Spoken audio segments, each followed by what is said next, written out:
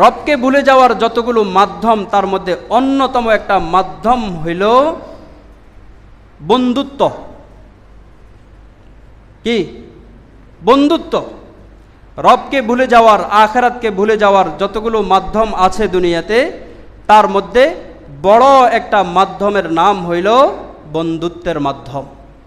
বন্ধুর মাধ্যমে বহু মানুষ হেদায়েত পায়, আবার বন্ধুর মাধ্যমে বহু হেদায়েত প্রাপ্ত মানুষ গোমরাহ হয়ে যায়। আজকালকে তো যে যত বেশি আধুনিক, যে যত বেশি বেহায়া, যার যত লজ্জা কম, আর যে যত বড় আল্লাহর নাফরমান, তাকে আমাদের যুবক ভাইয়েরা তত বেশি আইডল মানে এবং তার কাছাকাছি তার বন্ধু হওয়ার, তার সহচর্য, তার সঙ্গ লাভ করার ততটা চেষ্টা করে।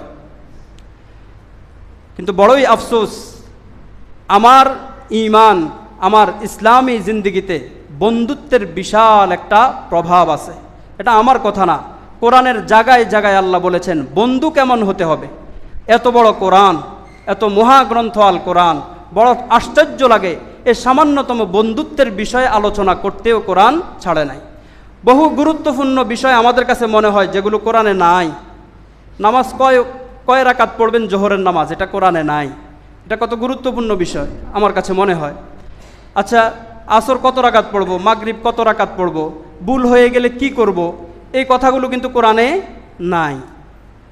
আর সামান্য বন্ধুত্বের বিষয়ে এত আলোচনা করেছেন কোরআনে, হয়রান হয়ে যাবেন, আশ্চর্য হয়ে যাবেন। কোরআনের এক আয়াতে আল্লাহ বলেন বন্ধু কাকে বানাবে, বন্ধু কাকে বানাবে। তা আল্লাহ বলেন 3 বদঅভ্যাস যার মধ্যে আছে তাকে বন্ধু বানানো যাবে না। 3টা বদখাসলত যার মধ্যে আছে তাকে বন্ধু রূপে গ্রহণ করা যাবে না।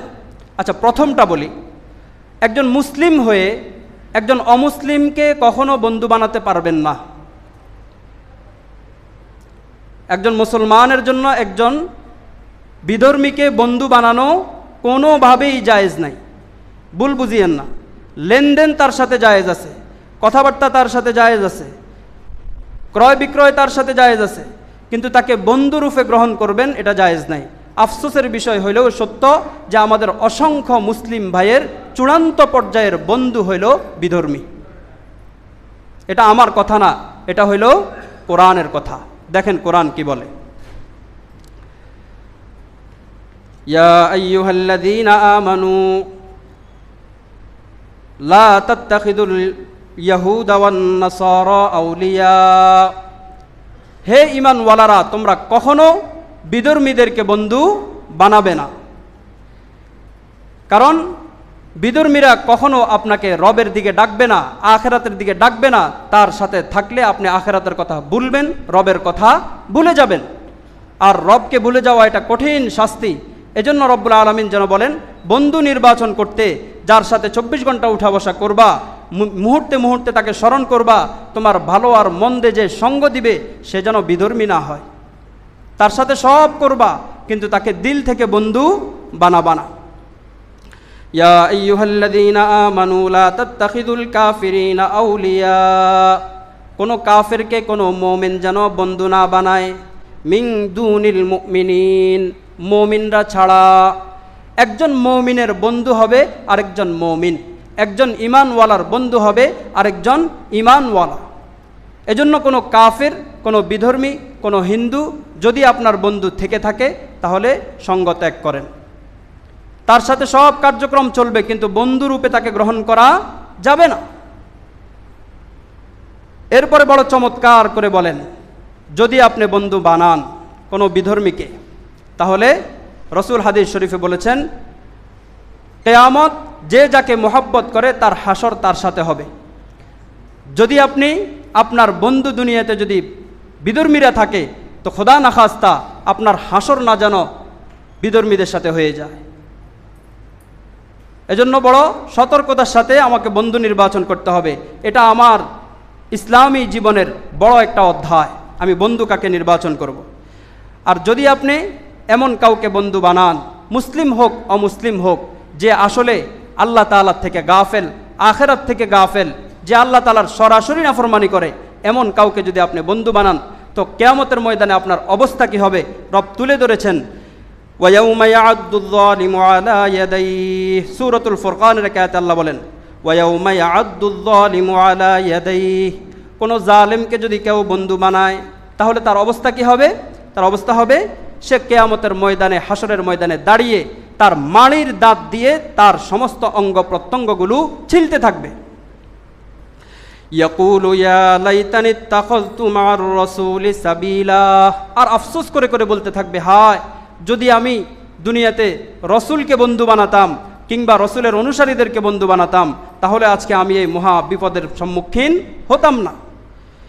ইয়া ওয়াইলাতা, সে বলবে আমার জন্য ধ্বংস, হায় আফসোস, লাইতানি, যদি আমি না বানাতাম, লাম আত্তাখিজ ফুলানান খলিলা, যদি আমি অমুককে বন্ধু না বানাইতাম তাহলে আজকে আমার এই দশা হইতো না।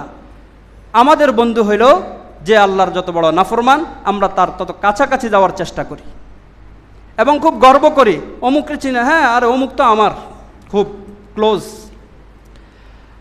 আরও বড় আশ্চর্যের বিষয় হইল একজন পুরুষের বন্ধু কিভাবে নারী হয়, যেটা আজকের যুব সমাজের একটা প্যাশন এবং তার জীবনের সফলতার লক্ষ্য আর উদ্দেশ্যের মাপকাঠি এটাই যে একজন মেয়ে বন্ধু তার হবে, এবং এই বিষয়টা তার বাবা মা সুস্পষ্ট জানে। ওই মেয়ে বন্ধুকে বাসায় নিয়ে আসে এবং নীরবে একাকী তারা টাইম স্পেন্ড করে। কিভাবে সম্ভব? যেখানে আল্লাহ তাআলা বলেন জেনার কাছেও যেও না, সেখানে আমরা সরাসরি আমার বেডরুমে নিয়ে আসতেছি। এটা অত্যন্ত ভয়াবহ আমাদের জন্য, অত্যন্ত ভয়াবহ। এজন্য কিয়ামতের ময়দানে যেন আফসোস করতে না হয় দুনিয়াতে বন্ধু কাকে বানাবেন, এটা এখনই আপনি নির্বাচন করেন। আচ্ছা, তো বন্ধু বানানোর কারণে কিয়ামতের ময়দানে হাত কামড়াতে হবে কেন? তো রব্বুল আলামিন বলেন, সে কিয়ামতের ময়দানে বলতে থাকবে, লাকাদ আদাল্লানি আনিয যিকরি বাদা ইয জাআনি, লাকাদ আদাল্লানি, আমার বন্ধু শুধু আমাকে বেশি কিছু করে নাই, শুধু আমাকে আল্লাহর স্মরণ না আসার যে কাজগুলো আছে, আল্লাহ থেকে দূরে সরার, রব থেকে আখেরাত থেকে দূরে সরার যত প্রোগ্রাম আছে সেই প্রোগ্রামগুলোতে যাওয়ার জন্য আমাকে সহযোগিতা করত। বন্ধু চলো একটু সিনেমা দেখি, বন্ধু চলো আজকে অমুক নাফরমানিতে গান করি, বাদ্য বাজাই, চলো আজকে অমুক কাজ করি। এই বন্ধুর তালে পড়ে চলো আজকে একটু সামান্য নেশা করি। বহু ভালো ভালো বহু উন্নত মানের ফ্যামিলির ছেলে মেয়েরা শুধু বন্ধুর পাল্লায় পড়ে নষ্ট হয়ে যাচ্ছে। বাবা হাজী সাহেব, বাবাকে দেখলে এলাকার সবাই শ্রদ্ধার সাথে তাকে স্মরণ করে, কিন্তু তার সন্তান এমন আকাম আর কুকামে লিপ্ত হয়ে যায়, বাবা আর সমাজে চোখ দেখানোর কারবার থাকে না। এজন্য যুবক ভাইয়েরা এবং যারা গার্ডিয়ান আছেন, আপনার ছেলে কাদের সাথে মিশে, রাষ্ট্রীয়ভাবেও আমাদেরকে কথাগুলো বলা হয় যে আপনারা বলবেন মিম্বর থেকে যে আমার সন্তান কার সাথে মিশতেছে, কোন দিকে যাচ্ছে, এই বিষয়গুলো একজন গার্ডিয়ান হিসাবে আমাকে খেয়াল রাখতে হবে, বলতে হবে।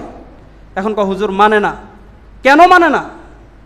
না মানার শিক্ষা কেন দিছেন তাকে? কই আমার বাবা এখনও জীবিত আছে, যা জিজ্ঞেস করেন, আমার বাবা তো এই কথা বলবে না আমার ছেলে আমাকে মানে না। তা আপনার ছেলে কেন বলবে আমাকে মানে না? না মানার কাজ আপনি কেন করেছেন? না মানার সংস্কৃতি কেন শিক্ষা দিছেন? যখন তাকে ফিরানোর প্রয়োজন ছিল কেন তাকে ফিরান নাই? এজন্য দোষ আপনারও।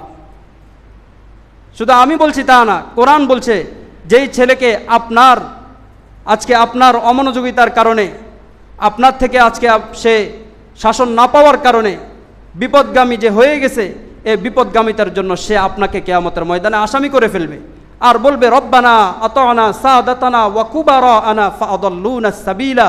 আল্লাহ, আমি তো অবুঝ ছিলাম, আমি তো কেবল 9-10-এ পড়ি, আমি তো ক্লাস 5-এ পড়ি, আমার তো এত বেশি জ্ঞান ছিল না দুনিয়া সম্পর্কে, আমি তো ভালো আর মন্দ বুঝতাম না। যাদের অধীনে ছিলাম বাবা আর মা, তারা তো এগুলো বুঝতো, তারা তো আমাকে বারণ করে নাই। তোরা বলবেন আমি কি করতাম? তো বলবেন আতিহিম দিফাইনি মিনাল আযাব, তো আমাকে তো দিবেন শাস্তি, সমস্যা নাই। তো যাদের অধীনে থাইকা নষ্ট হয়েছি ওদেরকে একটু ডবল দেন, আমাকে যা দিবেন ওদেরকে ডবল দেন। এজন্য প্রথম কথা হলো রবকে সর্ব অবস্থায় যে যে পথে আসি, যে যে কারোবারে আসি, যে যে পেশায় আসি, প্রত্যেক পেশায় থেকে রব্বুল আলামিনকে সর্ব অবস্থায় স্মরণ করবেন এবং অন্যায়ের পথ থেকে নিজেকে বাঁচিয়ে রাখার চেষ্টা করবেন। আর দ্বিতীয় কথা হলো সঙ্গ। যেই সঙ্গের কারণে আজকে ভালো ভালো ফ্যামিলির ছেলেগুলো, সম্ভ্রান্ত ফ্যামিলির ছেলেগুলো নষ্ট হচ্ছে, মেয়েরা নষ্ট হচ্ছে, এই সঙ্গগুলোকে আপনারা অবশ্যই খেয়াল রাখবেন। আপনার ছেলে কাদের সাথে আড্ডা দেয়, আপনার ছেলে সন্তানরা কাদের সাথে মিশতেছে, এগুলোর খেয়াল রাখার দায়িত্ব আপনার। আর যুবক ভাইদেরকে বলবো, আপনারাও এমন কাউকে বন্ধু বানাবেন না যার কারণে পরকালে আপনাকে আফসোস করতে হয়। যদি এরকম কোনো বন্ধু থাকে, আপনি চেষ্টা করবেন, আপনি যে ফ্যামিলি থেকে বিলং করেন, আপনি ইসলাম যতটুকু মানেন, আপনার একজন খারাপ বন্ধু যদি আপনার সাথে মিশতে চায়, আপনি আপনার রঙে তাকে রঙিন করবেন, আপনি তার রঙে রঙিন হইতে যাবেন না, তাহলে মুসিবত আছে। আল্লাহ আমাদের সকলকে এই কথাগুলোর উপর আমল করার তৌফিক দান করে। আজকিয়া টিভি, সত্যের সন্ধানে আপনার পাশে।